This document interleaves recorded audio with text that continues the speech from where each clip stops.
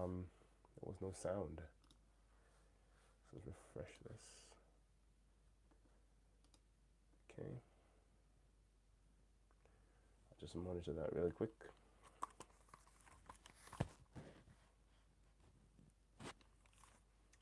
Wrong headphones. Excuse me for a second. Okay.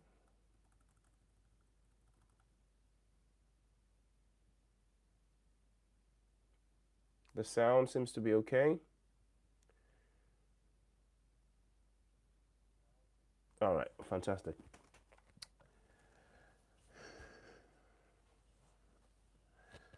All right, ladies and gentlemen, welcome to another live stream. And in this live stream, I'm going to be discussing coins that I think are going to do a 100x in the next crypto bull run. And these coins are going to create millionaires. Now, I know you've probably heard this over and over and over again, especially from the crypto bros on YouTube. But let me assure you that this is actually realistic. It's a reality. I know this for a fact because I've seen it happen. I've been in the crypto industry for about 7 years now. I've known about Bitcoin almost from the beginning. I just didn't take it that seriously in the beginning, just like most people didn't. I even dabbled in mining some Bitcoin in the first few months of its inception. And I can't remember if I did actually mine anything, but it was, such a long time ago. And, I was a geek, so I, dabbled in things like that. But hey, whatever, who knows? Maybe my Bitcoins are some of those that have been forever lost, which of course, why Bitcoin has so much value, because a lot of it is actually lost forever, which is effectively burnt.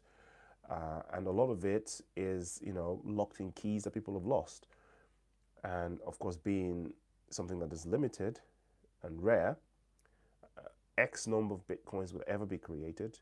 Once that is done, the value will just increase exponentially forever. Well, not exponentially, but increase forever anyway. But I'm not talking about Bitcoin today. I'm talking about coins, altcoins that are going to give the people that are invested in them the opportunity for financial freedom. Now, the best time to have purchased these coins would have been last year during the bottom. In my opinion, I think the bottom is actually in. I think we might still go down a little bit, but I don't think that we're going to see the kind of lows that we saw last year until we see the next bull run. Now, the price is still okay now. Obviously, dollar cost averaging. People are still dollar cost averaging into these coins. But I think, people that are going to benefit from the 100x have already seen gains of 2x, 3x already. So from now, they only need 50x for the 100x to be a reality. Whereas if you get in now, we're still looking at something like a 50x. Those coins are about to do 1000x. I've already seen their 10x, if you know what I mean. So we're about 100x away from their new all-time highs. Now, if you consider that Bitcoin right now, in this terrible times, in this sort of what we want to call a bear market, in this crypto winter, is already higher than the previous all-time high before the latest one, right? So back in those days, just what, 3 years ago, there was a doubt whether or not Bitcoin was ever going to reach 20K ever again, right? There was a doubt that, was ever going to reach 20K. But lo and behold, 20K is now kind of support levels, which kind of demonstrates to you how quickly we can. I mean, in the last week, you've seen how Bitcoin has blown up really, really quickly. It's done like a 40% in the last, 3 weeks, and just blasted past the 20K thing. Now that's like sort of support. And we're still 3x away from our previous all-time highs. And if it then does a 3x on top of that, we're something like a 9x away from the coming all-time high for Bitcoin. If you think about that, that's pretty powerful. And then if you think when Bitcoin does a 10% Some altcoins do 10x of that. So we're looking at what, 100x? That just seems a bit insane. Um, anyway, so what are these coins anyway? They're going to be in two general genres or categories. Um, the first category, which can be seen from three different angles, is going to be in the metaverse category, right?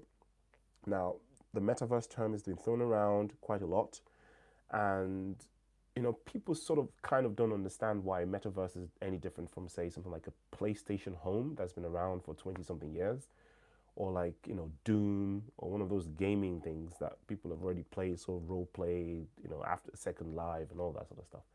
Well, the main difference between that, perhaps the only difference between those, are the fact that metaverses have NFTs, which is the other category, which is the other segment of that category. So NFTs are what make those sort of virtual worlds into metaverses. So PlayStation Home plus NFT equals metaverse, if you know what I mean. All right, let me just check something really quickly. I think there's a comment.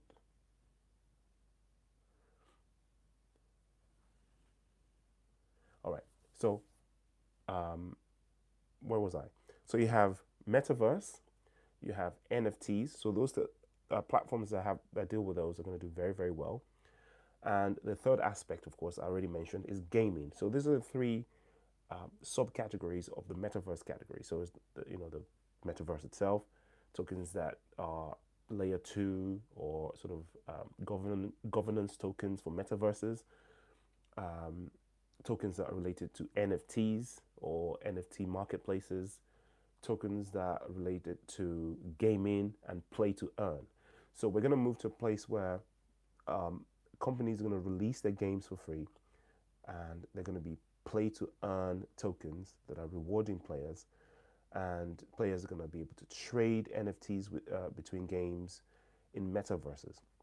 Now, in case you're wondering, you still don't understand why a metaverse is different from, say, FIFA 90, FIFA 2000, where you can play with your friends on the internet.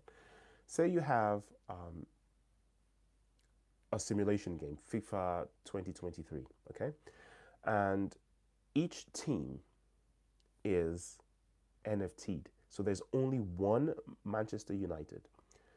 Uh, oh, sorry, let's do it by countries. There's only one team per country, right? There's only one England, there's only one Brazil, and each person that owns those countries, the end. And the players within the countries, there's only one of them, and each player is an NFT. There's only one Messi, there's only one Ronaldo, there's only one Salah, and he can only play for one team. And if it's like a Premiership thing, all the transfers and all that have to be actually done in real life, as in they have to be NFTs that are sold across teams. So maybe not one person owns a team, maybe a group of people own a team, or a bunch of whales start buying up teams. You can see how that can really start to mimic real life, where you have oligarchs buying up football teams in different countries, etc. So that is going to be the future, and this is going to be big money. And those people that invest in those early, in the governance tokens, or the underlying tokens that are running the blockchains, and so the backbones of these things, they're going to make a lot of money, which is why some already good heavy tokens like Polygon are going to do very well. I still think Solana is going to do very well because of their NFT and gaming integration, and because of the people they're partnering with at the moment. Um, but if you want the big bucks, no financial I have to say, this is not financial advice. Obviously, I'm just talking about what I think. Um, some tokens that are really, really sort of low cap are the ones that are going to have the ability to do what, for example, Doge or SHIB did in the past bull run. So we're looking at things like Lumia, for one, which is a play to earn uh, token, and is backed by the giant that is crypto.com. So they've got the funding, they've got the programmers, the developers, you know, they've got the backing, they've got the vision, the dream, but their token right at this moment is still low enough. Let me just check CoinGecko to make sure I know I'm talking about the right. So there's it's still, you know, 0.0067 cents, sorry, dollars, which is a fraction of the price that it ICO'd for. It ICO'd for 2 cents. So to get back to the ICO price, we're looking at 2000x to get back to the ICO price, let alone the all-time high.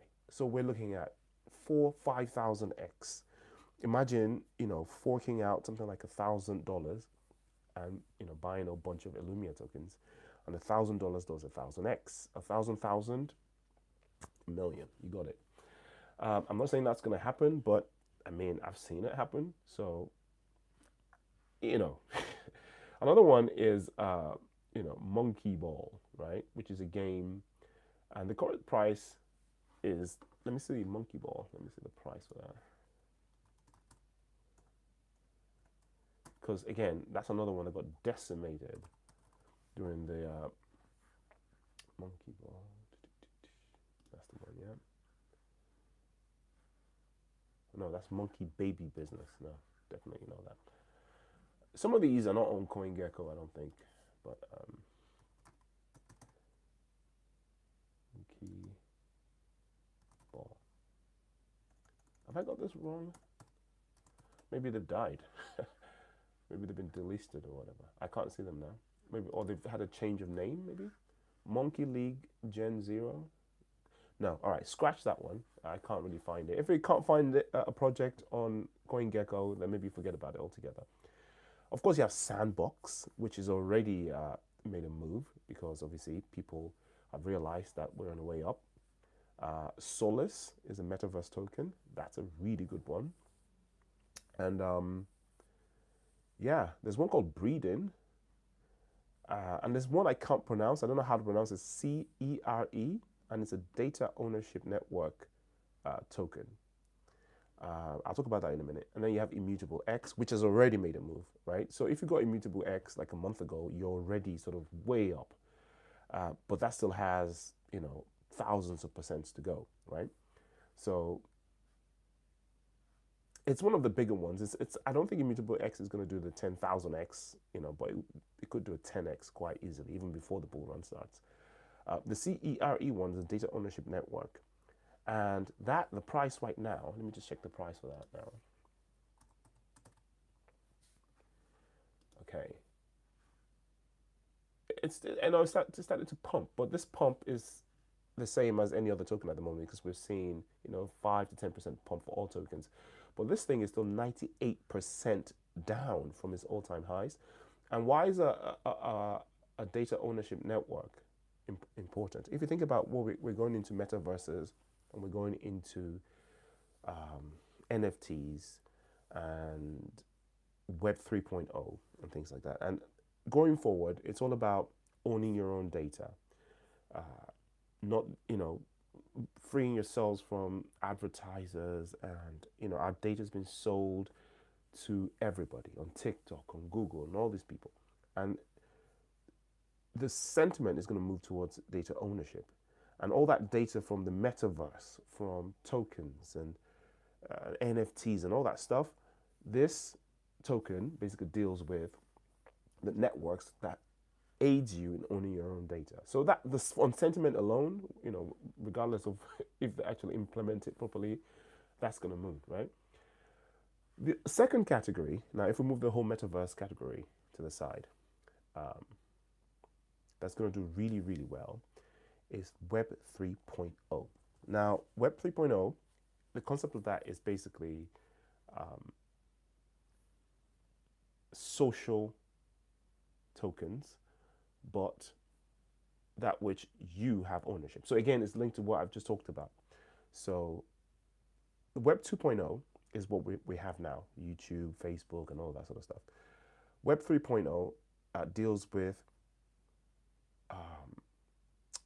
freedom, right? Personal freedom, individual freedom on the internet, self governance, self finance. It's sort of the libertarian utopia. And a lot of those tokens that are going to be in that sort of genre are related to, you know, social media, so social tokens. And in my humble opinion, the premier token for that, which again isn't really well known in the crypto world for whatever reason, or maybe it's just being willfully ignored, is Hive. Hive is going to be so huge when all the other sort of freedom of speech websites, you know, the Gabs of the world, the Truth Socials of the world, and all of these things that people are trying to invent on Twitter, you see them kind of somehow noticing Hive, but just look the other way. Everyone wants to build their own. Everyone wants to be the person that brought this to the world when it's existed now for the last God knows how long, 5 years, 6 years now. But it's just been sidestepped by the major uh, influencers or whatever. And when these people find Hive, and when someone big, you know, be it Donald Trump, Elon Musk, Jack from Twitter, whoever, or just like the masses anyway, when someone finally, when it clicks and they realize that all of this stuff already exists and people have been on there forever, then someone's going to take a look at the token and think, what? Well, how is this less than $1? And we're going to see something. And because, you know, there's not that much of it for sale because a lot of it is locked up and staked.